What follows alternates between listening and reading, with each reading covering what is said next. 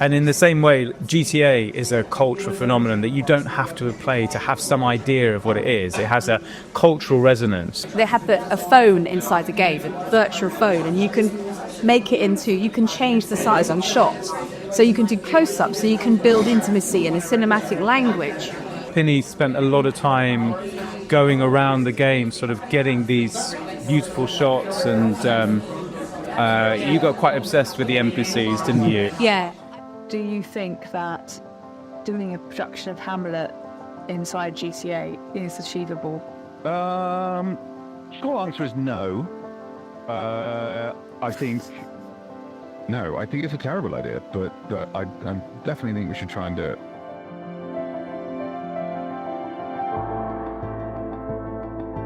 Well, guys, lovely to meet you both, and congrats on the film. I watched it yesterday and absolutely loved it. Oh, thank you. Seeing the screening in the cinema. I know they sent me a link. So from all the glamour of my office, I enjoyed the film. I was wondering if we could start with maybe a little bit of background on yourselves and kind of what was your life before it was in GTA. Well, I mean, we were like working independent freelance people. Sam was a working theatre actor. Yeah. I was a documentary filmmaker. We were quite busy, 2 kids, and everything was going really well.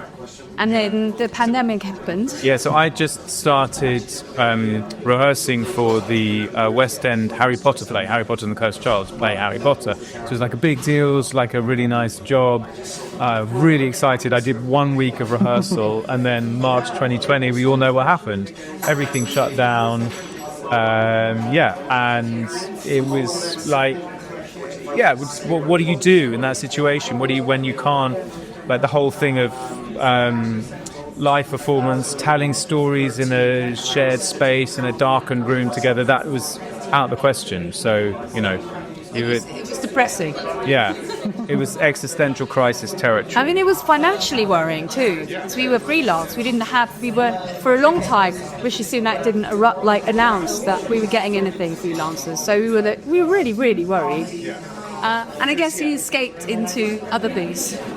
Yeah, as lots of people did at the time, What point did you kind of land on this idea? What kind of motivated you to undertake this project? Well, I think I was just thinking a lot about, desperately worrying, that I could never ever do this again, but what my identity was, as a performer, as someone who works in live performance in theatre, thinking, well, how do we do this in this new environment? Lots of people were trying things in digital spaces, not particularly interestingly, or just they're very restricted what you can do in an environment such as Zoom or something.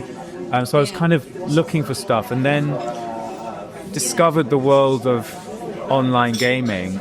We were really lucky because our kids, they were telling us, because we went on these walks every day, the exercise walks. And our 12-year-old son was we were like, so what are you looking at? Are you on YouTube? What are you, trying to find out all the digital streams all the time? And he was telling us that he was watching this live performances inside Minecraft. Yeah, there was a guy, a YouTuber called Dream, who did this thing called the Dream SMP. And it was a massive thing in lockdown, and everyone was watching it. And I had no idea that you could do that kind of, live storytelling inside a video game. So that kind of opened our eyes to it and started playing online video games. And it really felt at that time that all bets were off. Anything was, in a weird day, nothing was possible, but so empathy was possible, because we'd lost everything, so we thought, well, might as well try something. And I got that playing, so when I started to play GTA Online, I was A, struck by the beauty of it, and B, how exciting and thrilling it was being in this online space with other people where any moment anything can happen. And I thought, this is dramatic, this is theatrical, this is Shakespearean.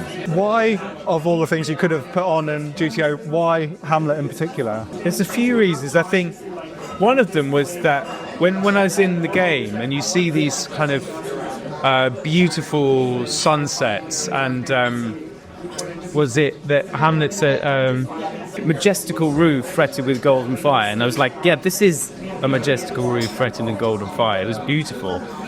But also, there's a thing like Hamlet is this cultural phenomenon, right, that everyone knows about. Even if you've not read it, you've not seen it, you've probably got an idea of what it is. And often maybe a mistaken idea, maybe. Like you think it's something you read in school and maybe you didn't get, you thought, oh, this isn't for me. And in the same way, GTA is a cultural phenomenon that you don't have to play to have some idea of what it is. It has a cultural resonance. So I thought it was kind of interesting to put these two things together that both have huge cultural resonances, but often perceived as being like poles apart on the kind of supposed spectrum of artistic respectability. But I thought it'd be really interesting to kind of put these two things together and see where the connections were, because I think there are these real connections between them. So I started watching him playing the game, and he started recording what he was doing and like doing a little bit of Shakespeare. You saw the opening thing when they tried the opening of Hamlet, and they put it online, and it was just like everybody. It went viral. The gaming press picked it up and realised that there was something in this that was really interesting. But as a filmmaker, we'd never worked together, by the way. I was watching the footage and I thought, you know what? Because this space is so beautiful and there's such cinematic potential inside this game, you know, maybe we can up our game, literally, and make it look incredible.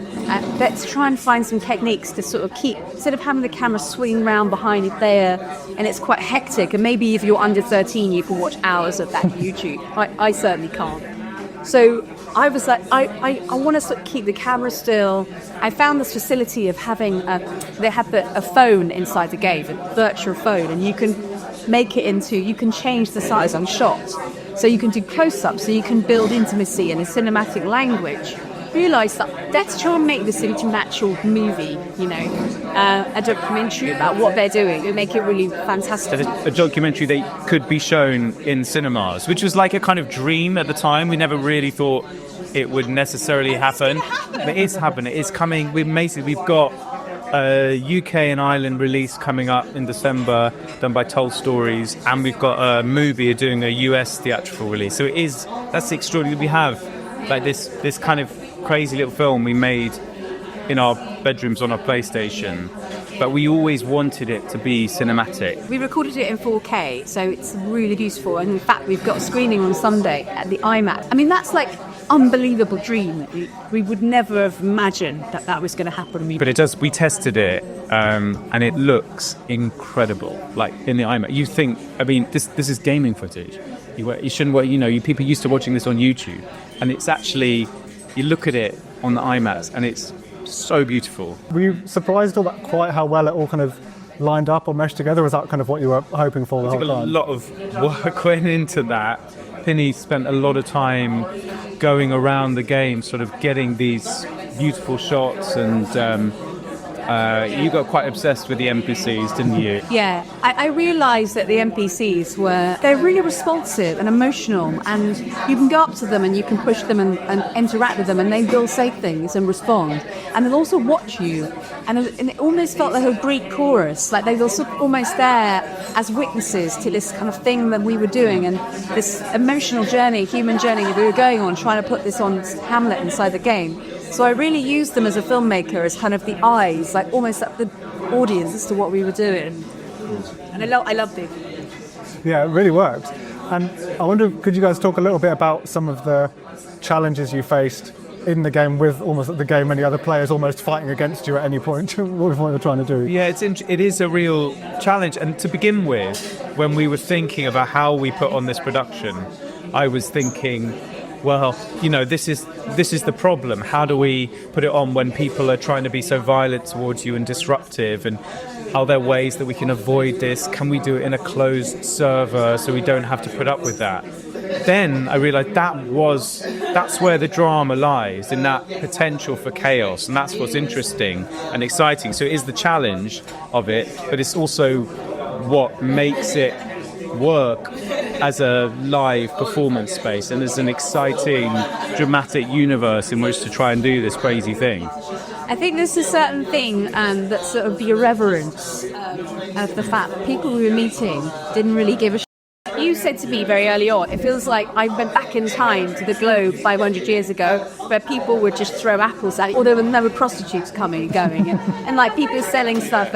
It was like the theatre in Shakespeare's time was like that. It was popular entertainment. It wasn't a dark room where everyone had to stay quiet. And I really love the fact that you had to really up your game in terms of like being like good. Yeah, I think there's something really refreshing about that as well for people. Like often in the world of theatre, there's such a strong etiquette. You know, like, oh, you have to behave, you have to get dressed up to go, and there's a proper way you polite applause, and it's like, and sometimes I think that can get in the way of storytelling. And there was something really refreshing about kind of, you get rid of all that. There is no etiquette in this way. So yeah, if you want to get someone's attention with the story you're trying to tell, you have to really get their attention. And that made it so amazing when someone was like, oh, actually, I'm going to put my rocket launcher down and actually listen to what you've got to say. And then you know, okay, we've really got something here. And we did, and on our journey, I mean, obviously, don't want to spoil the film, but we do meet people that help us, like while we try and perform and rehearse. Or like when you fall out of a helicopter, as happens quite often, they came and picked us up and kind of flew us back to the top of the building where we were trying to do that scene.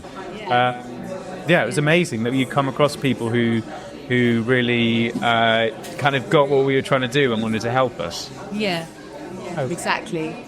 And there's that sequence where you kind of open up the auditions and kind of hoping that people are going to come and help you kind of fill the other roles in the show. What was your expectation of the kinds of people, if anyone, that might come, and then the reality of who did show up? What was that whole journey like? I think we were kind of amazed that anyone did turn up because we got to a point thinking that maybe, because we tried to find some people, just approach people in the game, and inevitably they just think you're crazy and then try and blow you up. So we thought, are we going to get anyone at all who's interested?